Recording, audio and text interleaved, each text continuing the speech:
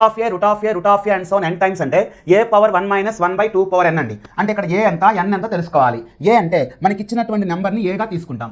n అంటే మనకి ఇచ్చిన నెంబర్ ఎన్నిసార్లు వచ్చింది అనేది n చెప్తుంది. అంటే ఇప్పుడు a ప్లేస్లో మనకి ఇచ్చిన నెంబర్ 5 రాయాలి.